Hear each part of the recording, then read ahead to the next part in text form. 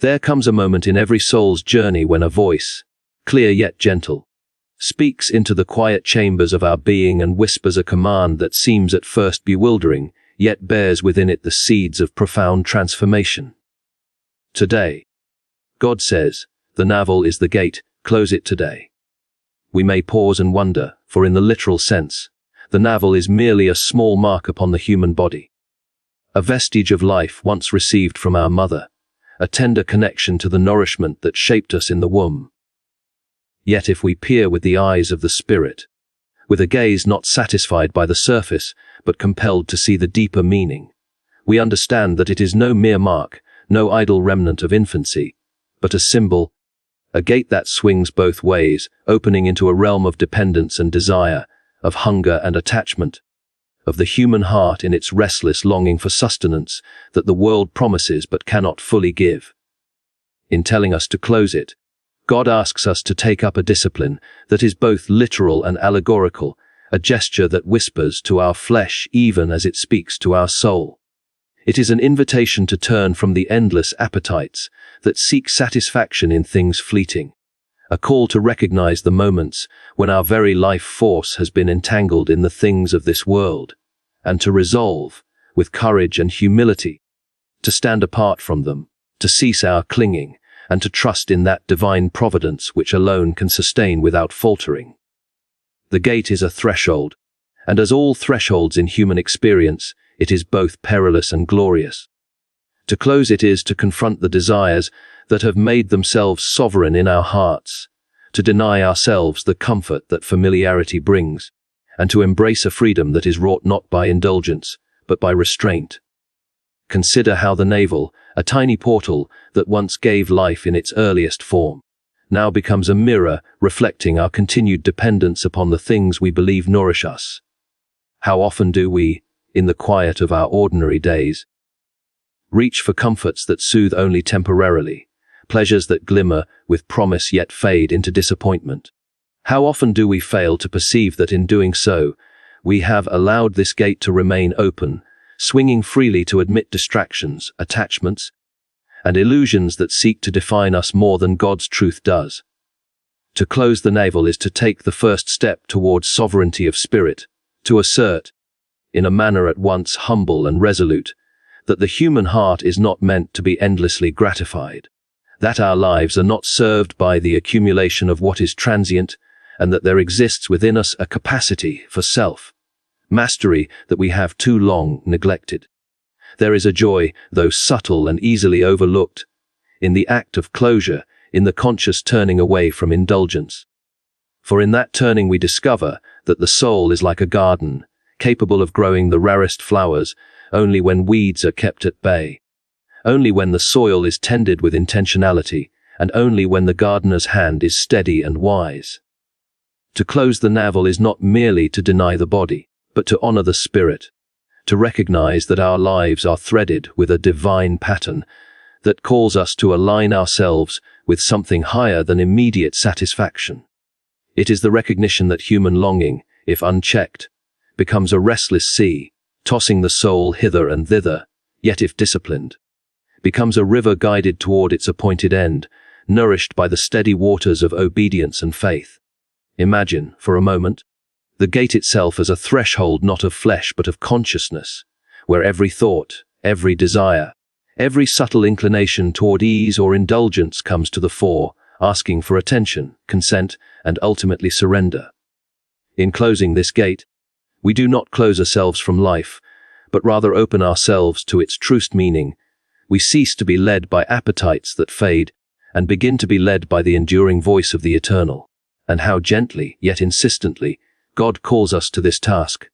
There is no thunder, no dramatic fanfare, only a quiet insistence, a whisper that says, "Today, attend to what you have allowed to define you, and make a choice that honors the life I have given." To obey is to enter into a rhythm of attention and intention, to practice what can seem almost ludicrous in its simplicity, the act of closure, of turning away from the habitual, the automatic, the comfortable. It is, paradoxically, the opening of the deeper self, a letting go that enables reception, a sacrifice that becomes nourishment. And in this, The heart learns a lesson repeated through all the ages, that freedom is born not in indulgence, but in obedience, that life is not sustained by unbridled desire, but by deliberate alignment with the source of life itself,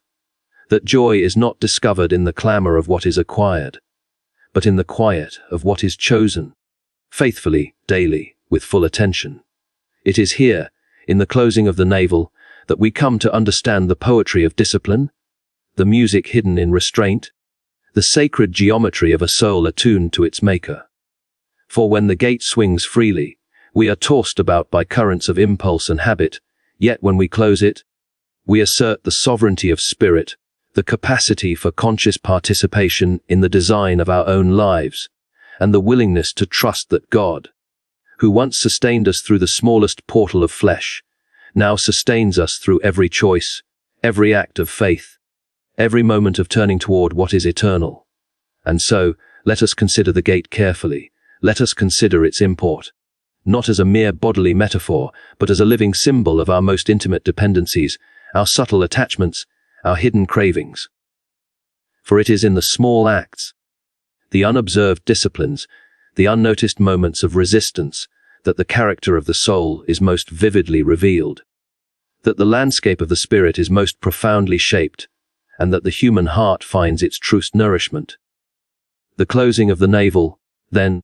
becomes not a denial but a declaration, a statement that says, in quiet courage, that we will not be defined by our appetites, that we will not surrender the governance of our lives to fleeting satisfaction, that we recognize the gate for what it is, a threshold, a test, an invitation to the extraordinary simplicity and complexity of obedience. In this act, we are reminded that God's commands are often not dramatic or grandiose, but subtle, precise, and perfectly timed. They arrive in the ordinary moments of life, in the hours that stretch before us, in the body that carries us, in the soul that longs for truth. And so today, as we contemplate the gate, as we consider the instruction to close it, we are called to a mindfulness that is almost sacramental in its quality, a deliberate attention to the sacred choreography of the body and soul, a recognition that every small choice is imbued with eternal significance. To close the navel is to embrace a paradox. In restraint, we find freedom; in denial, we find abundance; in obedience, we find the fullness of life itself. It is a gesture both tender and bold, requiring humility to recognize our own vulnerabilities, courage to act despite them, and faith to trust that the act itself, however small it may appear, is part of a larger pattern of divine care and guidance. We learn in this moment that the human being is neither holy flesh nor holy spirit, but a wondrous integration of both, called to honor each through acts of intentionality and attention, through disciplines that may seem minor yet carry the weight of eternity, through the careful closing of gates that would otherwise admit confusion, distraction, and dependence, and through the conscious opening to life in its truest, most abundant form. And so, as we reflect upon the gate and the divine command, we begin to see that the instruction is not a limitation, but a liberation, a call not to less life but to more, not to austerity, but to the richness of a soul attuned to its maker, not to absence but to presence, a presence that flows into every thought, every action, every corner of being, that reminds us with gentle insistence that the life we were given, the sustenance we once received through the narrow portal of flesh, is now offered to us through the vast and unending supply of divine care. And that our task, our privilege, our joy, is to align ourselves with it, to participate in it, to recognize the gate as a threshold to freedom, and to close it today. The navel, small and unassuming though it may appear, is a mirror in which the human spirit may glimpse its own tendencies toward attachment and dependency. It is, in its simplest form, a mark of connection, a reminder of the sustenance once received from another, a vestige of a time when life itself flowed through a narrow channel of reliance. Yet in this ordinary mark lies a profound lesson, if only one will see it, if only one will attend to it with the patience and attentiveness of a soul eager for understanding. For what the navel signifies is not merely the physical sustenance of infancy, nor the passage of nourishment into the body, but the enduring nature of human dependency, the way in which our hearts and minds continually seek fulfillment in things outside themselves, in objects, in people, in circumstances, in fleeting pleasures that promise satisfaction, yet leave an echoing emptiness in their wake. To observe the navel is to observe the human condition in miniature, to recognize that we are creatures made for connection, yet all too often entangled in attachments that distract from the divine source of life and joy. It is a symbol of the tension between the temporal and the eternal, the material and the spiritual, the seen and the unseen, for through this small gate passes not only what nourishes the body, but what tempts the soul, what beckons the heart toward reliance upon what is transient rather than what is everlasting. And so we are called to reflect upon it, to consider the ways in which our own lives have been governed by dependencies that are subtle and sometimes imperceptible, dependencies that shape our thoughts, our desires, our very sense of self, and yet remain hidden until we bring to them the light of conscious attention. The navel reminds us that every human being begins life in reliance upon another, and though we grow and become capable of independent action, the habits of dependency linger, shaping our affections, our priorities, and our understanding of what it means to be satisfied, to be complete, to be at rest. How often do we seek nourishment for our spirits in the things of the world, comfort, approval, recognition, pleasure, only to discover that these fulfillments are shallow, fleeting, and incapable of providing the lasting sustenance for which our hearts long. How often do we mistake the satisfaction of desire for the blessing of true provision, and in doing so, fail to perceive that the navel, the very mark of our dependence, calls us to a higher vigilance, a more disciplined attentiveness, a more intentional engagement with the sources of life that do not diminish, that do not betray, that do not fade with time. To understand the navel as a symbol is to enter a contemplative practice, a way of seeing oneself and one's world that transcends mere observation and moves into the realm of moral and spiritual reflection. It invites us to ask, upon what have I become reliant? What in my life has assumed the role of sustenance that only God can truly provide? What subtle cravings, what habits of thought, what quiet attractions have I allowed to govern my choices, to sway my attentions, to define my sense of identity? And in asking these questions, we encounter both challenge and opportunity, for the recognition of dependency is not intended to shame, but to illuminate, not to bind, but to liberate, not to confine the spirit, but to guide it toward freedom. For it is in the acknowledgement of what holds sway over us that we may begin the work of liberation, that we may gradually turn our reliance from the ephemeral to the eternal, from the mutable to the immutable, from the temporary to the unending. And so, the navel becomes a threshold not only of the body but of consciousness, a point at which the ordinary and the sacred intersect, a location where one may pause, reflect, and choose the direction of one's reliance with intentionality. It is both humble and profound, ordinary and extraordinary, a symbol whose simplicity belies the depth of its meaning, whose smallness contains within it the weight of human longing and divine opportunity. To contemplate the navel in this way is to cultivate a kind of spiritual attentiveness, an awareness of the subtle ways in which our lives are intertwined with what we consume, what we desire, what we permit to shape our identity, and what we allow to govern our sense of sufficiency. It calls us to a vigilance that is at once tender and rigorous, compassionate toward our own weaknesses, yet unflinching in the pursuit of the higher path, a path that recognizes that true nourishment comes not from what is external, but from the life flowing within, a life sustained by principles eternal, by love that never falters, by wisdom that endures beyond the shifting circumstances of the world. The navel, then, becomes more than a mark. It becomes a lens through which we may examine the architecture of our own souls, the hidden frameworks of desire, the patterns of dependence that often go unnoticed yet exert a profound influence upon the course of our lives.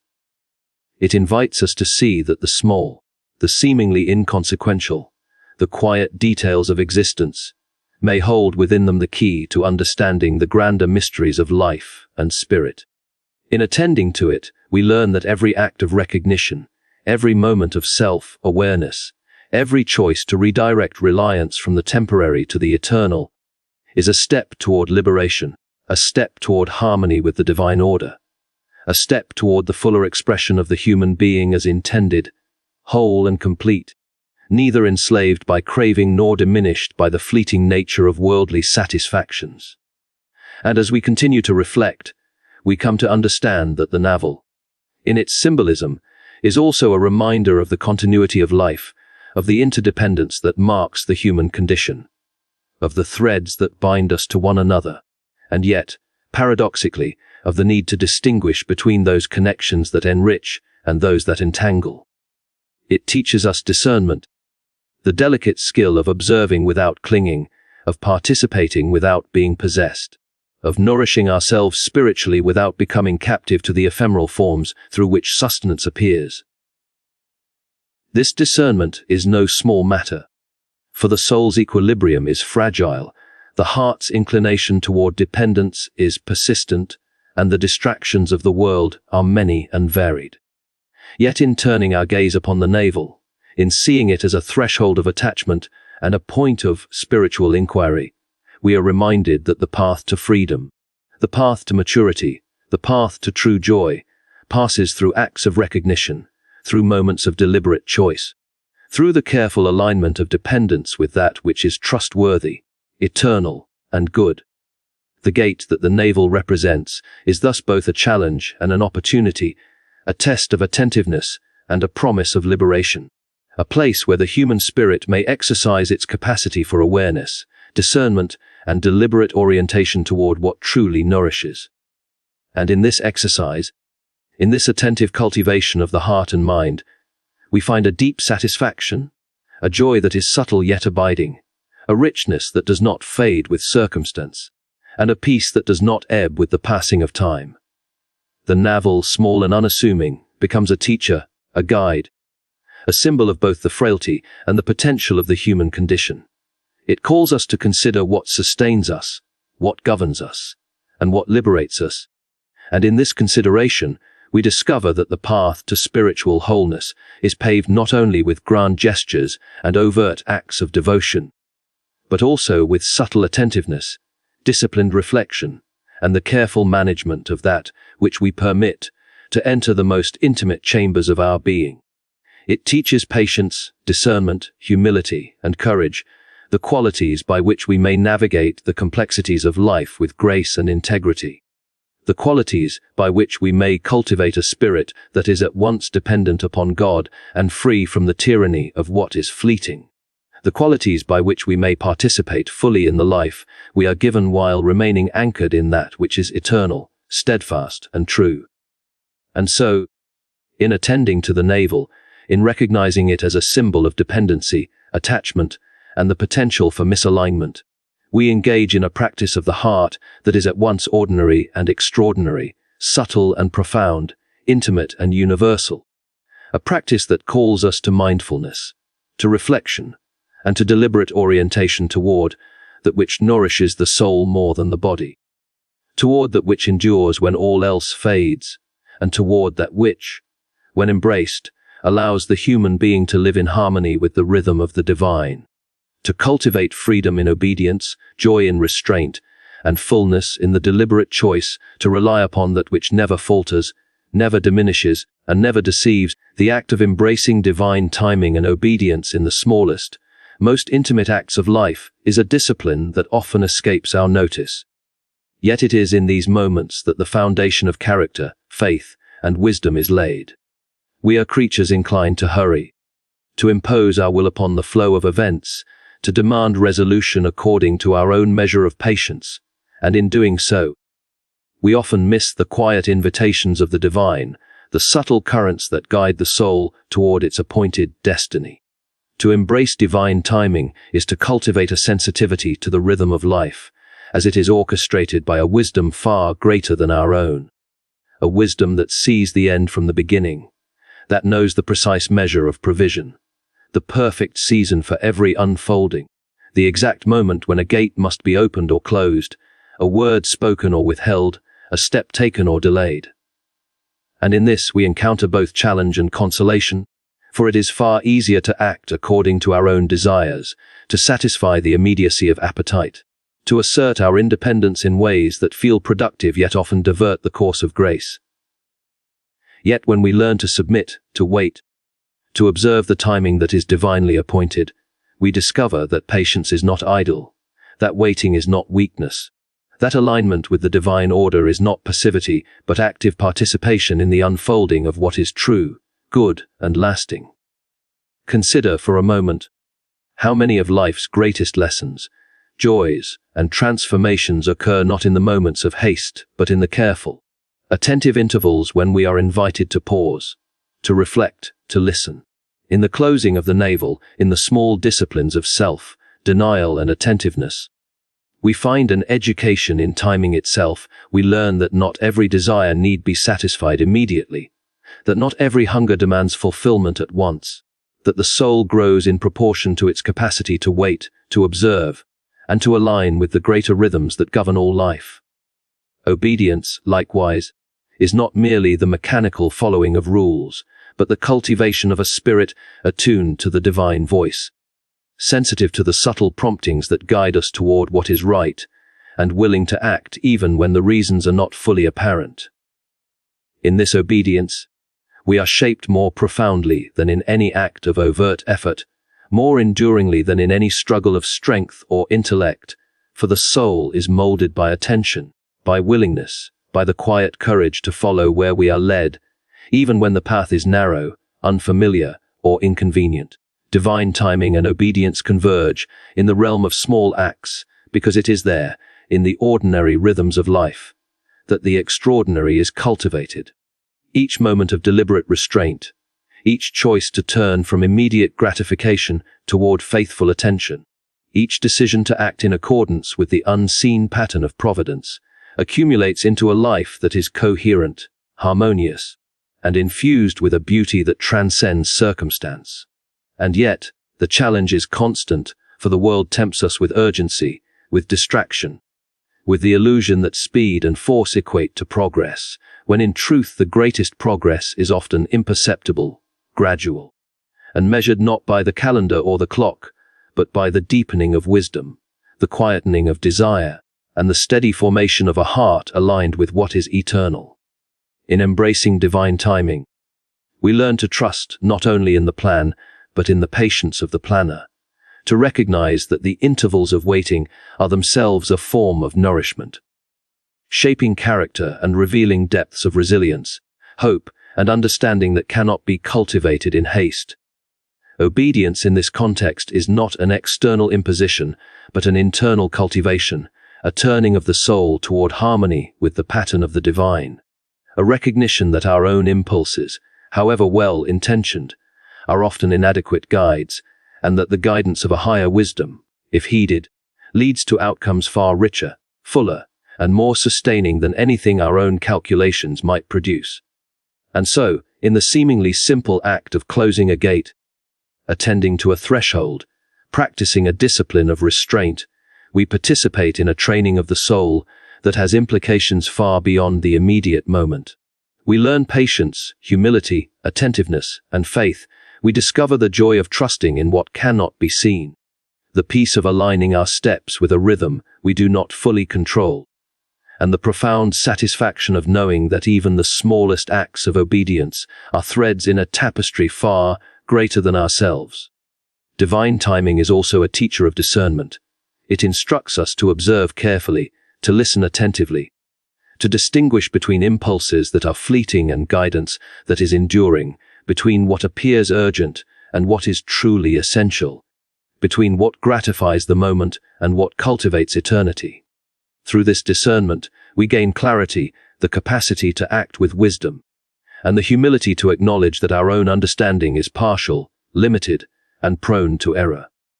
And yet, in the surrender to timing and obedience, we are not diminished but enlarged, we are not passive but engaged, we do not lose agency but gain alignment. Not autonomy but freedom within the bounds of what is good, true, and lasting. Consider also the interconnectedness of all these acts, the closure of a gate, the attentiveness to small signals, the choice to act faithfully in ordinary circumstances. Each contributes to the formation of a life attuned to the rhythms of grace. Each reinforces the soul's capacity for responsiveness. Each strengthens the habit of listening, waiting, and responding in harmony with the divine. In this way, obedience and timing are inseparable from the cultivation of wisdom, the development of character, and the realization of a life that is both fruitful and meaningful. The navel, the gate, the threshold, are all symbols pointing us toward this broader truth, that the ordinary, when observed with care and executed with faith, contains within it the seeds of extraordinary transformation. That the simple, seemingly inconsequential act of attending to a small command, of recognizing the proper moment, of aligning one's actions with a higher pattern, can have reverberations far beyond the immediate moment, shaping not only the individual soul, but the contours of life as it unfolds in ways we cannot fully anticipate. And so we come to understand that divine timing and obedience are not abstractions or distant ideals, but practical realities, lived and enacted in the careful attention to each moment, in the faithful execution of small responsibilities, in the trust that the unseen hand guiding the flow of life is both wise and kind. It is in the quiet, in the subtle, in the ordinary, that the extraordinary is wrought. It is in waiting, in listening, in choosing rightly when the world presses for haste, that the soul grows, the heart deepens, and life aligns with the purpose for which it was intended. In embracing this rhythm, we cultivate a resilience that is not brittle or self-reliant but supple and responsive, capable of meeting the unforeseen with grace, of sustaining hope in the face of uncertainty, and of participating fully in the unfolding of a life that is both finite and touched by eternity. Obedience in this context is joyful rather than burdensome, liberating rather than constraining, revealing the hidden patterns of divine care, and attuning the heart to the cadence of providence. Each act of alignment, each moment of patient attentiveness, each choice to act faithfully in the ordinary circumstances of life, builds upon the last, creating a tapestry of wisdom, strength, and character that endures beyond the immediate, that shapes not only the present moment, but the arc of a life lived in harmony with the eternal, that manifests in acts of courage, kindness, discernment, and love. And so, we learn that the gates we close, the disciplines we undertake, the attentiveness we cultivate, and the obedience we practice are all part of a larger orchestration, a sacred rhythm in which each note, each pause, each interval contributes to the beauty, coherence, and fullness of the whole. We recognize in this way that even the smallest acts, when executed in harmony with divine timing and faithful obedience, have significance beyond our understanding, and that the life of the soul is measured not only in grand achievements, but in the fidelity with which it attends to the ordinary, the faithful alignment with providence, and the deliberate cultivation of presence, patience, and trust in the unseen but ever acting hand that orders all things for good. It is a life marked by attentiveness, by rhythm, by a careful stewardship of each moment, a life in which every act of obedience, no matter how minor, contributes to the shaping of a character capable of enduring, loving, discerning, and flourishing. In this practice, we come to see that divine timing and obedience are not external impositions, but invitations to participate in the ongoing creation of a life that is coherent, full, and harmonized with the eternal, a life in which every moment, every choice, every threshold, and every act of restraint resonates with the cadence of the divine, shaping the soul, nurturing the spirit, and orienting the human being toward the fullness of existence in accordance with the wisdom and love that underlie all creation.